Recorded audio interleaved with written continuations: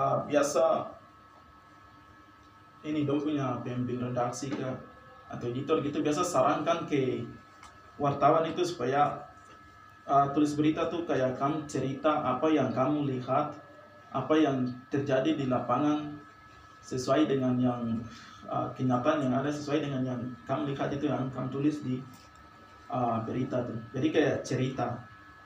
Terus berikut lagi kamu terangkan.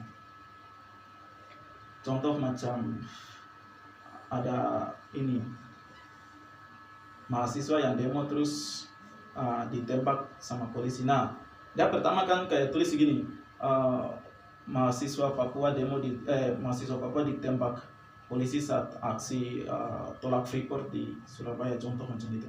Nah itu kan hanya ada cerita saya gitu. Nah terangkan lagi tuh kayak, nah dia ditembak itu karena mungkin dia pegang mic terus baterai depan polisi kah, atau dia banting megafon di polisi terus polisi terpancing sudah langsung tembak kah.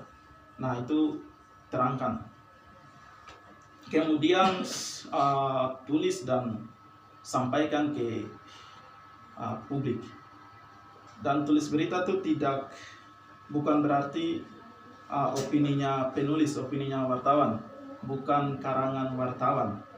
Dia ditulis berdasarkan unsur 5W tambah 1H. Ada apa, what, where, di mana, when, kapan, who, siapa, why, mengapa, dan how, bagaimana.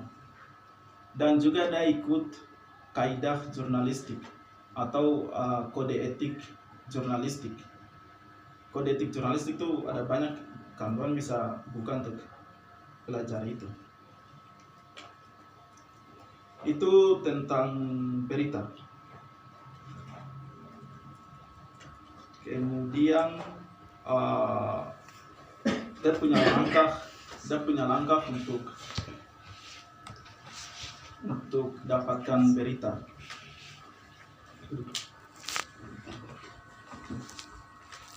Langkah untuk dapatkan berita ini paling penting karena ini yang tong akan lakukan untuk dapatkan berita tuh. Yang pertama itu menemukan peristiwa untuk dijadikan berita.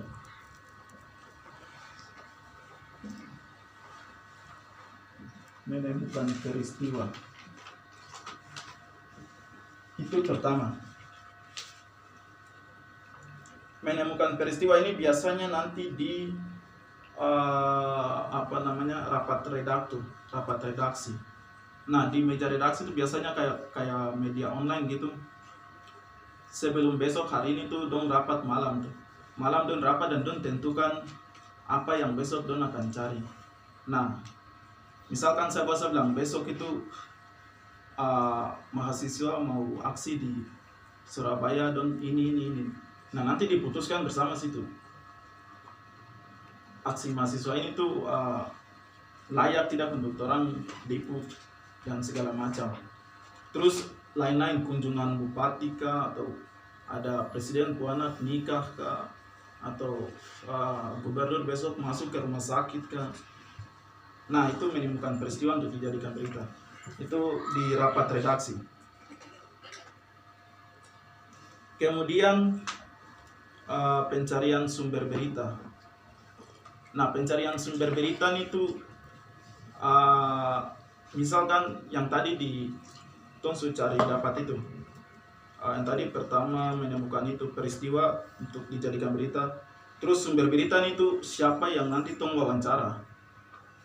Tong dapat ada punya pernyataan ini siapa. Contoh kayak ini aksi yang tadi saya bilang. Nah don tentukan sumber berita nih dari masa yang nanti orasi itu, atau nanti dari korlap atau wakorlap, atau dari ketua, contoh tentang kalau MP buat aksi berarti wawancara ketua MP atau siapa.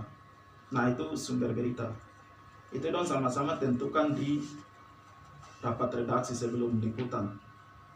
Kemudian wawancara, observasi, dan dokumentasi. Nah, wawancara tuh kayak itu untuk gali data-data, untuk gali informasi. Itu yang sering saya wartawan ini tuh wawancara. Kemudian observasi. Nah, observasi ini tuh udah lebih ke kayak berita interpretatif news tadi itu udah biasa pakai observasi. Observasi ini udah kayak tulis tentang apa namanya, tsunami contohnya tsunami di Aceh. Nah, penyebab tsunami ini apa, ada patahan apa. Nah, ada observasi itu bisa lewat buku, majalah atau catatan-catatan tentang itu, geografi itu kita bisa observasi, atau langsung turun ke lapangan dan lihat di lapangan tuh ada punya kerusakannya tuh sampai di mana, dan ada punya volume itu tsunami itu sampai berapa, dan itu dia bisa tanya ke ahli-ahli dorang. Nah, itu observasi. Kemudian dokumentasi. Nah, dokumentasi ini tentang itu, foto-foto, bukti-bukti, video, segala macam itu masuk di dokumentasi. Kemudian mencatat hal-hal penting. Nah, ini kalau mencatat itu wartawan-wartawan yang dulu, sekarang tuh rekam saja, ini nanti pulang tinggal catat, saya ditulis langsung, dengar tulis langsung di laptop ini. Tapi ada beberapa wartawan yang biasa dorang kalau liputan tuh dong pegang buku kecil dengan bolpen. Nah, di situ tuh fungsinya tuh untuk dong catat hal-hal yang penting. Hal-hal yang penting tuh dari pertanyaan 5W tambah 1H tadi tuh. Kayak peristiwa apa yang terjadi, siapa yang terlibat dalam peristiwa itu, di mana peristiwa itu terjadi, mengapa, kapan, dan bagaimana. Nah, mencatat dari situ baru nanti jadikan berita. Kemudian membuat kerangka berita. Nah, ini nanti sebentar atau masuk ke cara menulis itu, nanti tolong akan ikut dia punya metode ini. Membuat kerangka berita itu ada judul, ada teras berita, lead itu dia punya paragraf pertama, bait pertama tuh. Itu dia punya lead. Kemudian ada isi berita tentang penjelasan dan sebagainya. Itu nanti sebentar tolong bahas lagi. Kemudian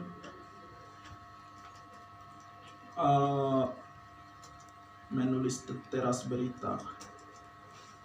Ya, saya jelaskan sedikit tentang menulis teras berita nih. Sebentar baru nanti ke judul. Mengungkapkan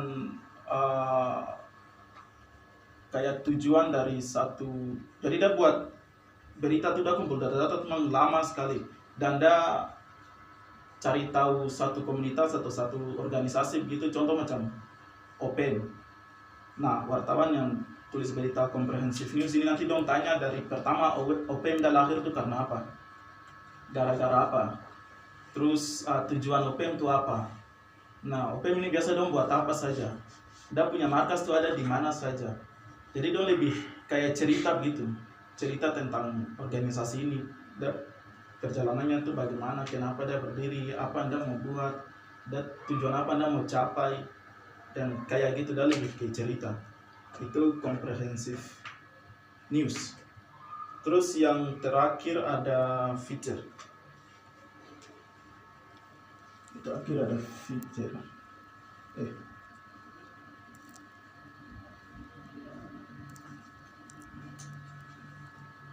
Terakhir feature.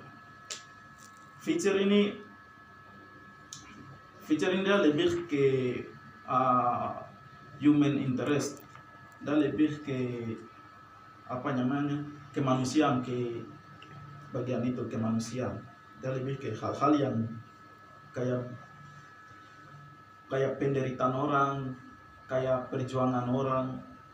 Contoh macam cerita tentang pengungsi di Nduga, dan cerita kayak ke hutan terus dan jatuh di kali, atau cerita tentang satu mama yang dan melahirkan saat ini mengungsi, atau ada ibu hamil yang lari mengungsi, saat itu helikopter lari tembak-tembak ke bawah, baru dia hamil lari jatuh gitu.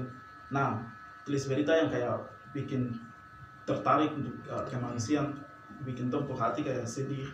Nah, itu tuh masuk di feature.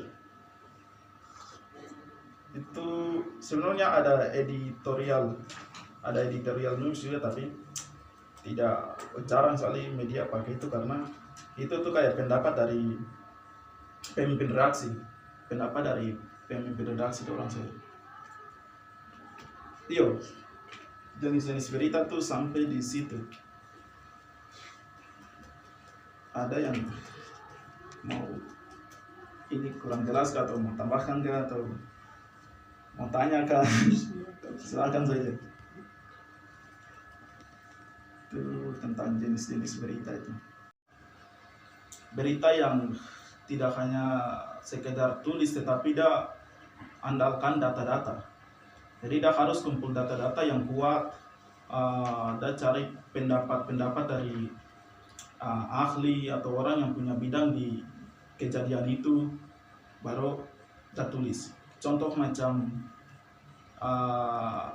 gempa bumi atau tsunami. Nah, dia harus dapatkan data-data dari, misalkan baca buku ini akibatnya apa, mungkin lempeng apakah, atau dia wawancara dengan dosen geografi atau BMKG atau ahli di bidang itu, geologi. Nah, dia dapat data-data dari situ, baru dia tulis. Itu interpretatif news. Kemudian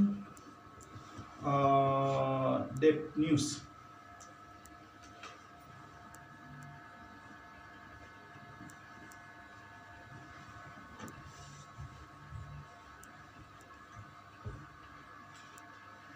Depth news ini dia hampir sama kayak interpretatif news, cuman dia kayak hampir sama kayak investigasi begitu. Jadi dia mengungkapkan hal-hal yang orang tidak bisa lihat, kejadian yang tersembunyi begitu. Contoh kayak penembakan ini pendeta Yeremia di Intan Jaya tuh. Nah, itu kan pertama tuh orang cuma beritakan saja kayak oknum TNI apa ini segala macam, itu berita pertama. Nah, kemudian wartawan mereka kayak wawancara dengan saksi mata, terus wawancara dengan keluarga dekat dari pendeta nih, atau dia punya istri itu. Kemudian dong kumpul data-data bukti dari peluru-peluru dengan Komnas HAM, dong sama-sama ini sampai dia punya hasilnya, siapa yang ini pelakunya, kenapa dia tembak pendeta nih. Nah, dari data-data itu dong tuliskan berita itu, namanya depth news. Terus yang berikut lagi investigation news.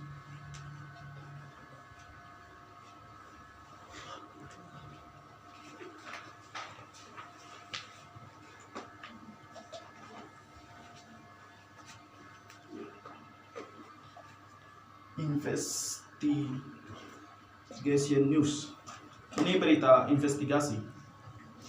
Jadi berita yang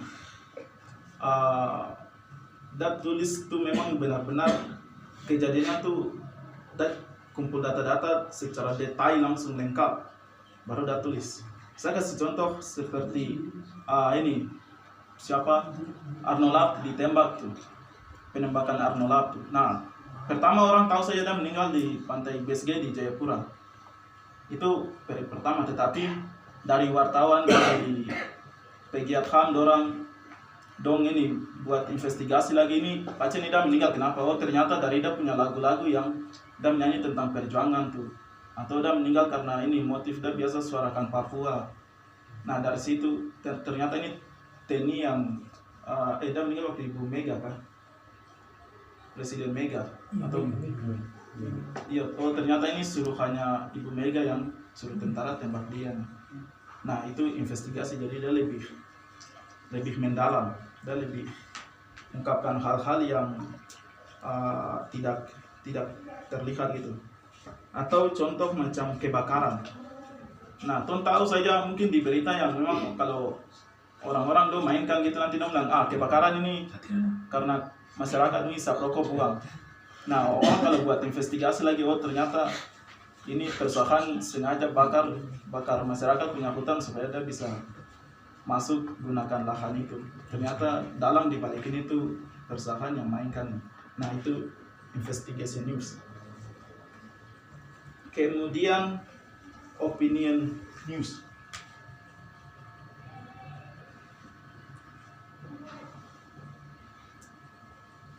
Opinion news. Ini berita opini. Berita opini bukan berarti yang wartawan tulis sekarang, bukan. Tetapi ini lebih ke opini dari narasumber, pendapat dari narasumber. Contoh macam orang tetapkan ini TPNPB sebagai teroris. Nah, wartawan minta pendapat dari Komnas HAM. Jadi ketua Komnas HAM dia kasih tanggapan tentang itu. Mungkin dia bilang pemerintah terlalu buru-buru, atau dia menurut Komnas HAM dia bilang nanti tambah masalah lagi. Nah itu opinion news. Atau yang baru kemarin contoh macam ini, Ari Kriting dia kasih tanggapan yang dengan ikon pohon Papua itu seharusnya perempuan asli Papua macam Novela atau gitu. Nah itu opinion news, pendapat dari narasumber. Kemudian comprehensive news. Yes loh. Kamu tulis loh. Saya tulis dulu biar kita punya tulisan bahasa Inggris lagi.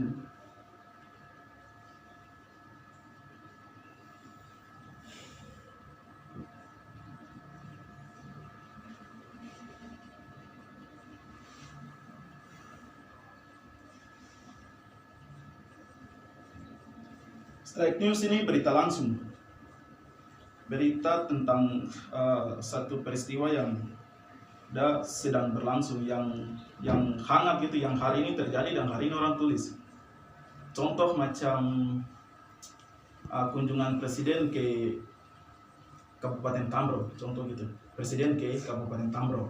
Nah wartawan dong tulis langsung hari ini presiden mendarat di Bandara Werur di Tambro, kunjungan ini. Nah itu strike news, berita yang langsung gitu. Nah kejadiannya tuh saat itu juga.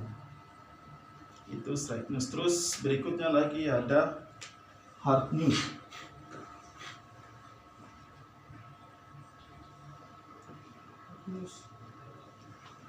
Ada hard news.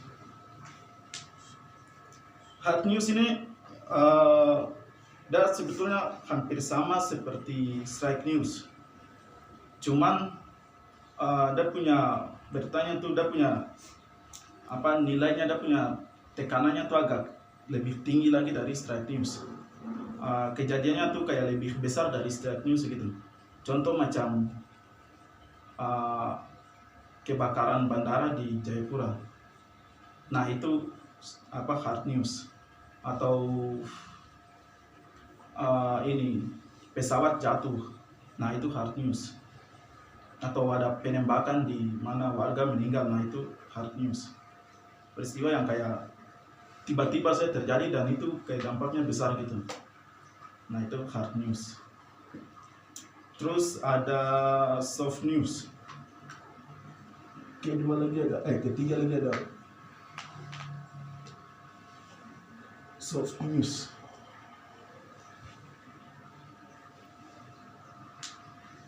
Soft news ini tuh udah lebih rendah dari hard news, dan lebih rendah dari strike news. Jadi sama-sama kayak hal yang langsung terjadi gitu, sama saja.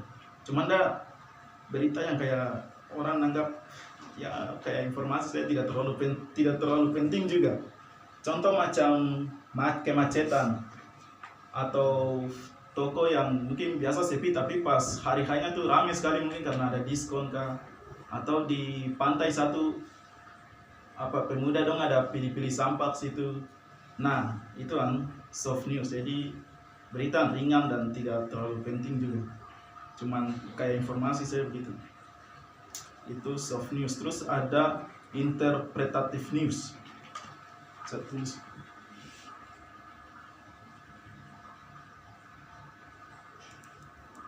Media itu ada yang dinamakan dengan ini, redaksi. Nah redaksi itu orang-orang yang bekerja, dia punya struktur dalam media untuk proses rapat sampai terbitkan berita sampai tayang itu semua ada pengurus-pengurusnya gitu. Yang pertama tuh ada pemimpin umum. Pemimpin umum tuh dia yang kepala untuk media tuh. Kemudian pemimpin redaksi. Nah, pemimpin redaksi ini tuh dia pemimpin untuk lebih ke berita. Jadi berita apa yang ditayangkan, diterbitkan itu keputusannya ada di pemimpin redaksi, atau rapat untuk rencana liputan segala macam itu sama-sama atur dengan pemimpin redaksi. Kemudian ada sekretaris redaksi. Sekretaris redaksi itu ya soal surat, buat surat ini izin liputan, buat surat kerjasama dengan media lain, pokoknya tentang surat itu sekretaris redaksi. Kemudian ada redaktur pelaksana, kebiasa dong singkat bilang redpel. Nah, redaktur pelaksana ini dia punya tugasnya tuh untuk datur jadwal reporter untuk dorang jalan liputan. Misalkan dalam besok ada acara di contoh macam di ini kantor wali kota Malang, terus ada aksi di tempat lain lagi, terus ada acara lain lagi. Nah, redaktur pelaksana yang buat jadwal, terus dia putuskan wartawan ini jalan liput di sini, wartawan ini liput sini, wartawan ini liput sini. Nah, itu dia punya tugas redaktur pelaksana. Terus ada editor. Nah, editor tuh teks narasi yang dari reporter mereka tulis nanti kirim ke editor, editor ada edit situ. Nah, segala hal yang ada dalam tulisan itu keputusannya tuh ada di editor. Dia mau hilangkan kata ini, dia mau hilangkan maksud ini, keputusan ada di editor dan nanti dengan redaktur.